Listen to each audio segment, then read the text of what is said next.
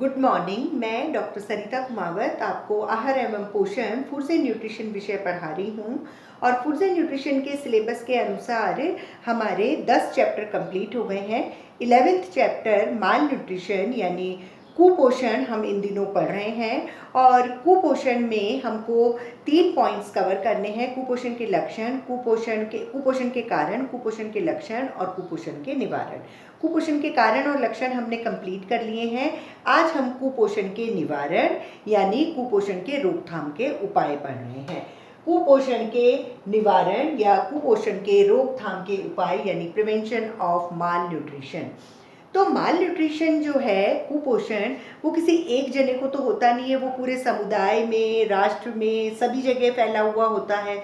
तो उसमें यह है कि कोई एक व्यक्ति कुपोषण को ठीक नहीं कर सकता। कोई छोटी सी एक बीमारी हो तो हम फैमिली लेवल पे भी अपन अकेले भी कर सकते हैं, लेकिन जो कुपोषण है उसको सरकार ने इस तरह से माना है कि ये एक इस तरह का माल न्यूट्रिशन एक ऐसी कंडीशन है जो कि बहुत सारी तो बीमारियां हो जाती है उसमें, और उसकी रोकथाम के लिए कोई एक जना उसको नहीं प्रिवेंट कर सकता। इसलिए इसके रोकथाम के लिए कुपोषण के सरकार ने बहुत सारे प्रोग्राम्स, बहुत सारे कार्यक्रम चलाए हुए हैं। तो गवर्नमेंट के जो प्रोग्राम्स हैं उनमें बहुत सारे प्रोग्राम में कुछ प्रोग्राम मैं पढ़ा रही हूँ जो कि न्यूट्रिशन से रिलेटेड है और कुपोषण को दूर करने के लिए वो कुपोषित व्यक्ति को लाभ देते हैं। तो उनमें जैसे पहला है ANP अप्लाइड न्यूट्रिशन प्रोग्राम, व्यवहारिक पोषण कार्यक्रम। दूसरा है ICDS integrated child development programme, समेकित बाल विकास सेवा योजना। तीसरा है SNP स्पेशल न्यूट्रिशन प्रोग्राम, विशिष्ट पोषण कार्यक्रम। फिर MDM mid day meal programme, दोपहर का भोजन कार्यक्रम। नेक्स्ट है national iodine deficiency control programme, मतलब आयोडीन की कमी को नियंत्रण करने हेतु राष्ट्रीय कार्यक्रम। फिर है national nutrition anaemia prophylaxis programme, मतलब एनीमिया को दूर करने वाला राष्ट्रीय कार्यक्रम।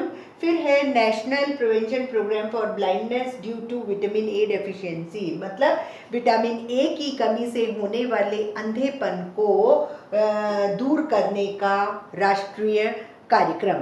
तो सभी तरह की जो बीमारियां होती है व्यक्ति में, उसको दूर करने के लिए गवर्नमेंट ने बहुत अच्छे अच्छे प्रोग्राम्स बनाए हैं और उनमें कई सारे स्टेप्स हैं, जैसे कि वो हमारी मदद करती, जिस प्रकार से कि वो हमारी मदद अच्छे से कर पाती हैं।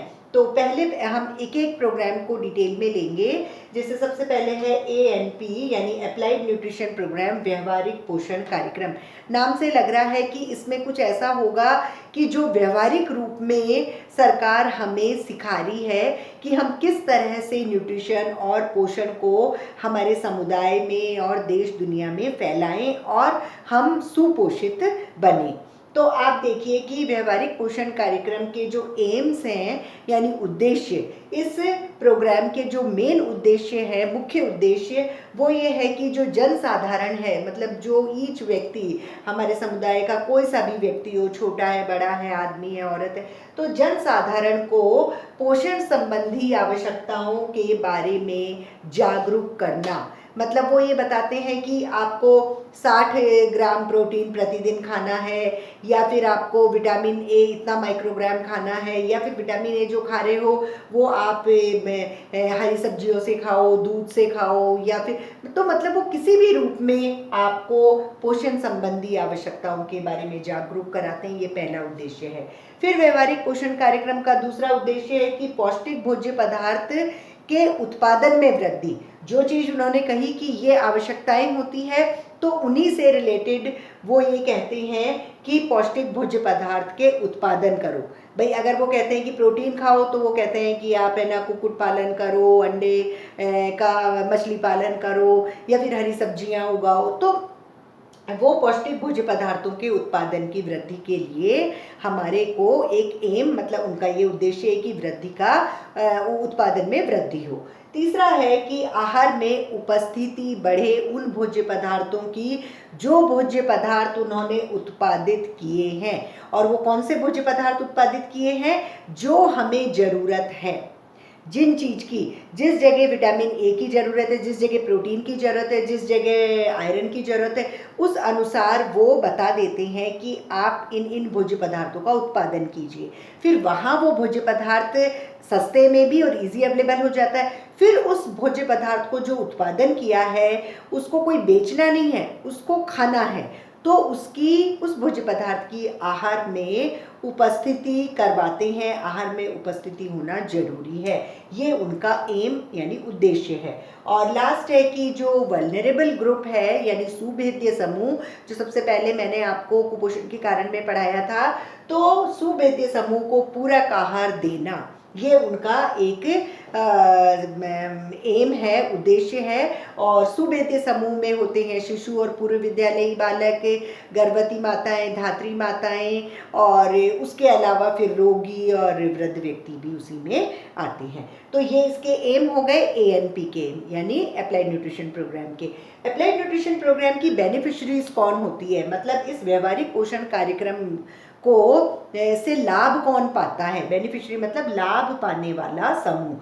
तो ये जो लाभ पाने वाला समूह है व्यवहारिक पोषण कार्यक्रम में, अधिकतर वही होते हैं वल्नरेबल ग्रुप यानी सुभेद्य समूह, 3 से 6 वर्ष के बालक, गर्भवती माताएं और लैक्टेटिंग वुमेन मतलब धात्री माताएं, ये इनकी बेनिफिशरीज होती हैं, लाभ पाने वाले समूह। ये सब इन्हीं के लिए ही करते हैं। फिर नेक्स्ट व्यवहारिक पोषण कार्यक्रम का जो स्टेप है वो है इनकी सेवाएं।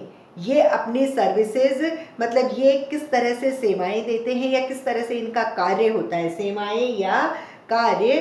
तो इनके कार्य में सबसे पहले है कि पौष्टिक खाद्य पदार्थ जो इन्होंने यहाँ आवश्यकताएं बताई, तो पौष्टिक खाद्य पदार्थ का घरेलू स्तर पर उत्पादन करने के लिए ये अपना कार्य करते हैं। ये उनको बताते हैं कि घरेलू स्तर पर आप पौष्टिक खाद्य पदार्थों का उत्पादन कीजिए।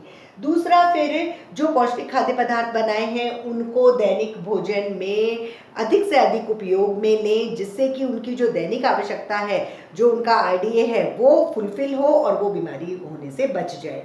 तो दैनिक भोजन में उनका उपयोग करते हैं और उनकी आवश्यकताएं, पोषण संबंधी आवश्यकताएं पूरी करते हैं। उसके बाद में तीसरी इनकी कार्य है कि घरेलू स्तर पर जो उत्पादन कर रहे हैं वो खुद भी बता देते हैं कि जैसे आप खेती कीजिए या मछली पालन कीजिए या कुक्कुट पालन कीजिए या फिर मधुमक्खी पालन कीजिए, तो वो भी उसमें मदद करते हैं। उनकी सर्विसेज, उनके कार्य में ये भी है कि घरेलू स्तर पर कुछ इस तरह के जो छोटे वाले व्यापार वो जो होते हैं बिजनेस, वो करवाते हैं। फिर चौथी उनका कार्य है, चौथी तरह की सर्विसेज हैं न्यूट्रिशन एजुकेशन देना, मतलब ANP वाले सभी जनसाधारण को पोषण शिक्षा देते हैं। न्यूट्रिशन एजुकेशन, न्यूट्रिशन क्या है, न्यूट्रिएंट्स क्या है, कौन कौन से हैं, किस किस भोज्य पदार्थ में मिलते हैं, इसको नहीं खाने से कौन सी बीमारी हो जाएगी, अगर बीमारी हो गई तो कैसे रोकथाम होता है। तो ये सब पोषण शिक्षा जो है वो भी